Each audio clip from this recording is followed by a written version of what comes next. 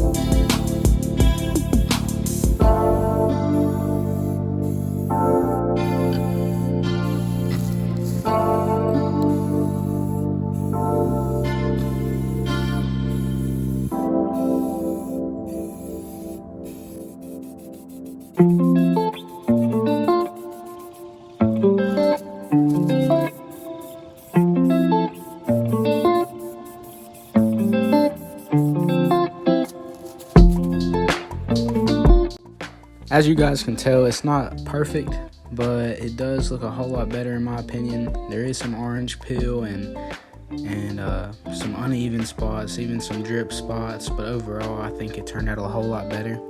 So if you guys enjoyed this video, please like and subscribe, and stay tuned in for more content. I'll see you guys in the next video. Peace.